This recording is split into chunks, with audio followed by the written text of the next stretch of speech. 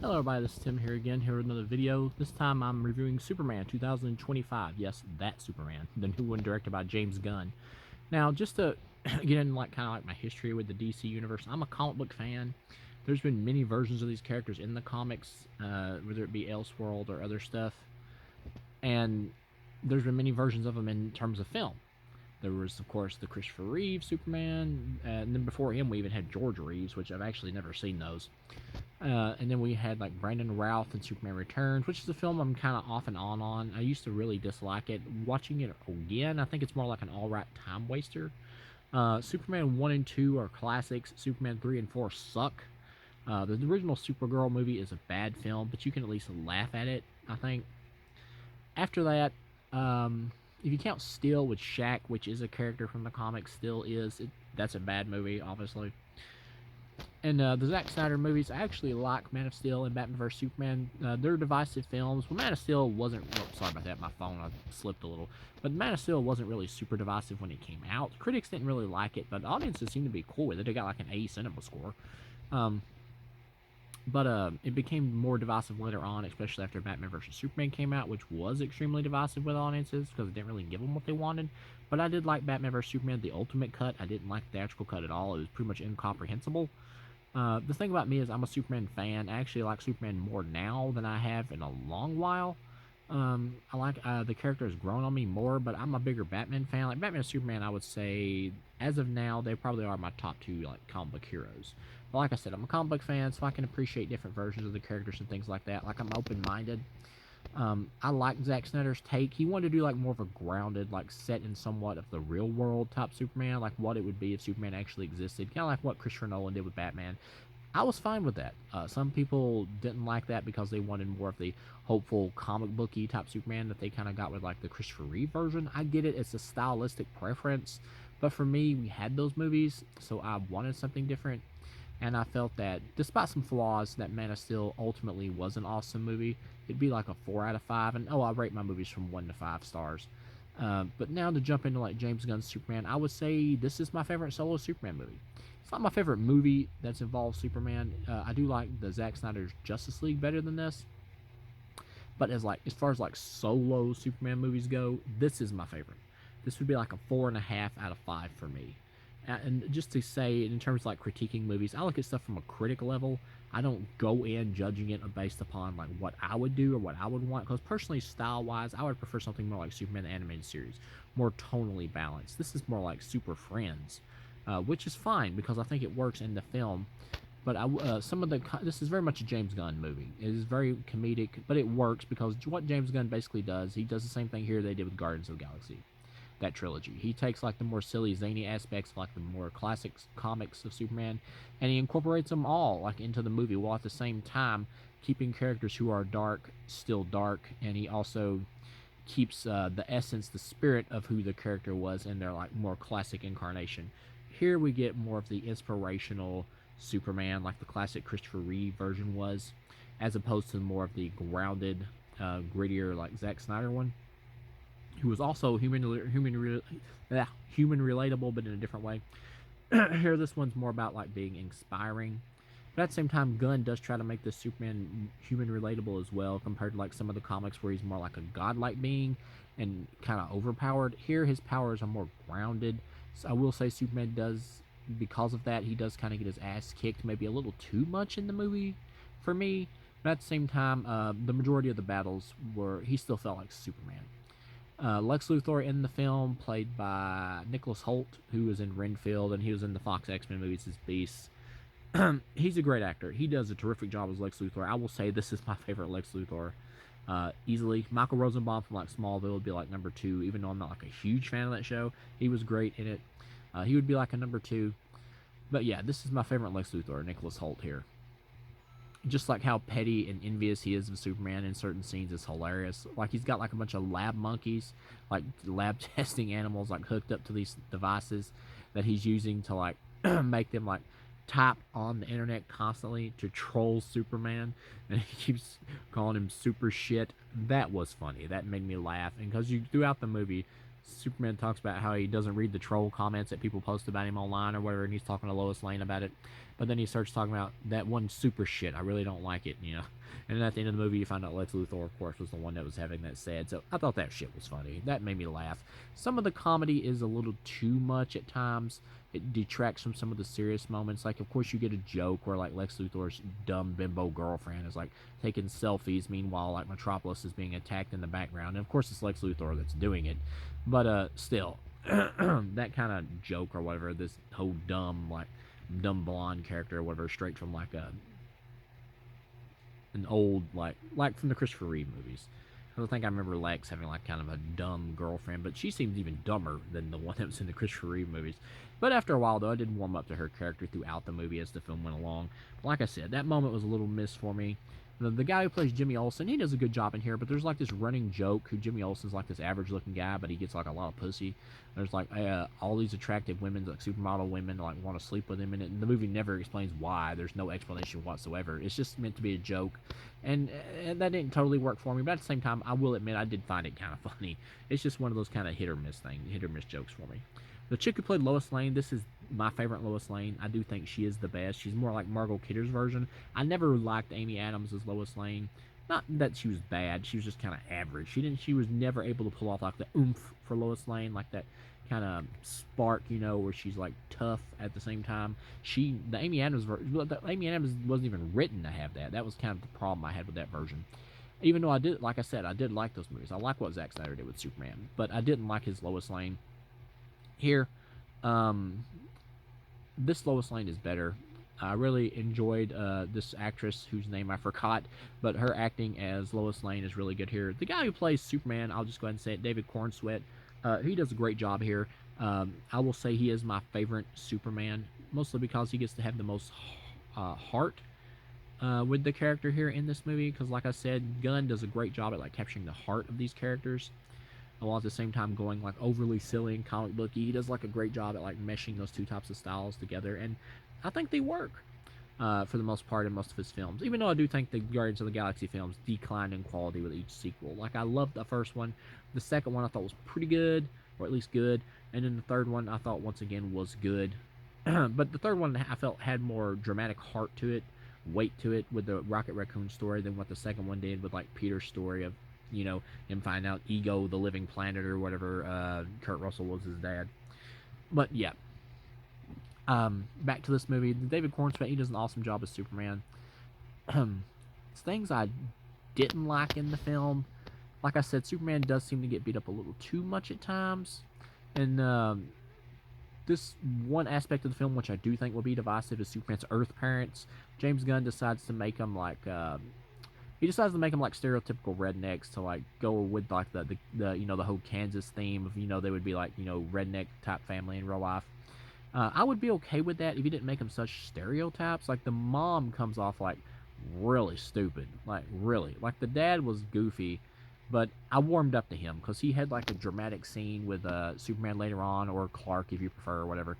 He had like a dramatic scene with him later on where he's like talking to his son, like it's your actions that define who you are and stuff like that. And it worked dramatically. But the mom, she never has like a redemption moment. She comes off like a complete redneck moron throughout the whole movie, and I wasn't a fan of that, how James Gunn chose to like portray the parents. Like I said, the dad I warmed up to, but the mom, no. You need to tone that down if this gets a sequel. Tone it down. But yeah, other than that, other stuff, Crypto, of course, in the movie there to attract the family audiences and stuff. I'll say Crypto was really good. He was, but he didn't overshadow the movie. James Gunn didn't like force him in your face or whatever all the time and stuff like that. And I did like how Crypto acts just like a regular dog. In the comics, Crypto's like smarter than a regular dog. He's pretty much just like a superhero that just happens to be a dog.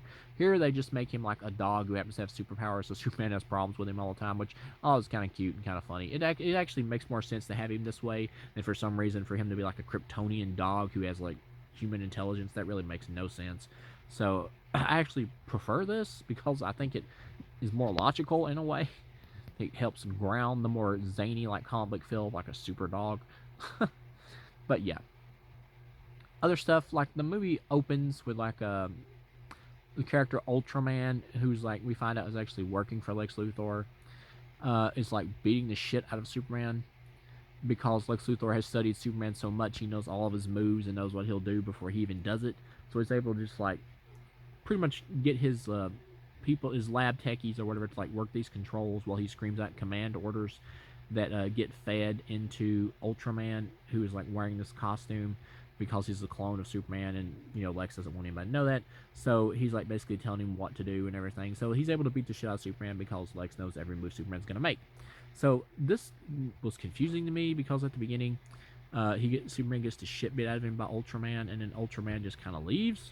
Superman, like Lex just has him leave. Like, why didn't Lex just have him finish him off? Like, I don't get that. Why not just make him kill him right then and there?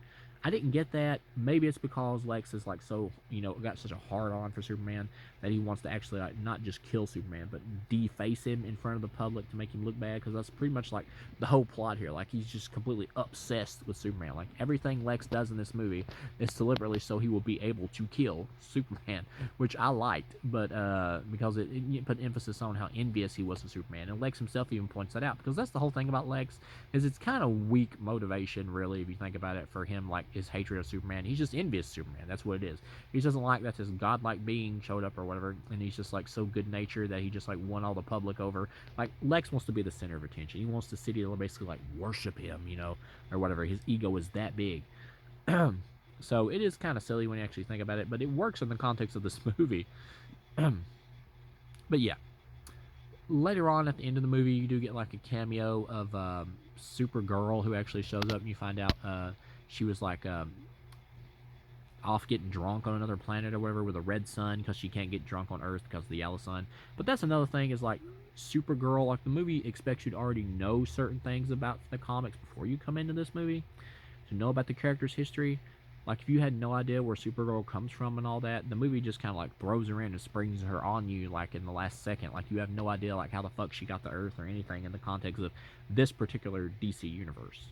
And I know that's something they'll want to explore or whatever in the Supergirl movie, which I believe is the next DC film that's coming out, with Lobo, played by Jason Momoa, as the villain. Good casting. But yeah. Still, though, when she shows up here, it's kind of like, if you don't know the comics, you're going to be like, wait, what? It's going to be a little confusing, but the actress does a good job. She kind of plays it like this dumb teenager or whatever, and that's going to be her arc when we get to the Supergirl movie, where she learns to be like more of a hero and be more adult and take more responsibility and stuff like that. That'll be her arc throughout the Supergirl movie, and then however many Supergirl sequels we get or whatever. But sorry about that. But yeah, overall, this is my favorite Superman movie. The climax of the film, where Lex like wants to kill Superman so bad, he opens up like pretty much like a freaking black hole that gets made, and Superman has to stop it, and he's getting the fight with Ultraman at the end, and eventually Ultraman's like costume comes off, and you see that it's a clone of Superman, also played by David Cornsweet or whatever, or maybe they just CGI'd his face on another actor, I'm not sure. But it's a really cool fight. The dude, the evil version of Superman, the clone, like shoots the lasers into David Cornsweet's eyes and all that, and like burns his eyes up. And of course, Superman ends up beating him because he's got backup, because he starts to use his brains, which I liked that he was able to win by outsmarting this clone. He couldn't beat him muscle wise because this clone actually seemed more powerful, but he was able to beat him by using his intelligence, which I liked. It shows that Superman's not just a dumb, brawny, guy or whatever, where it's all about muscle and all that, which some of the comics do with him. Even some of the movies kind of seem like they do with him. Like here, he also is intelligent.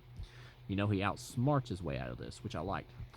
And he gets Krypto to like knock him down and all that, and then he manages to grab him and knock him into the black hole before it closes up.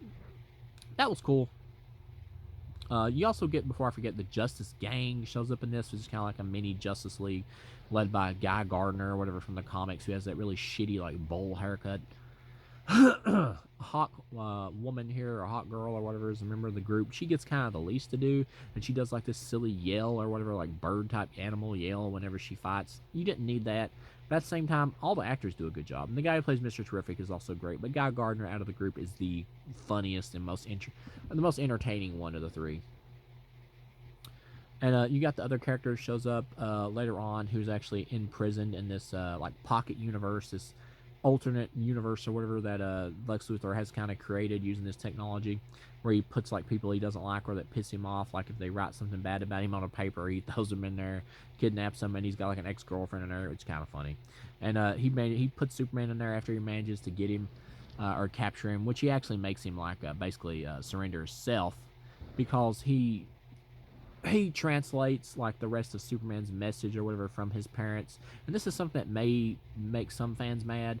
There's like this whole message from Superman's parents in this where he's, he's from Krypton or whatever, and you get like Bradley Cooper, Rocket Raccoon himself as Superman's dad in a little tiny cameo.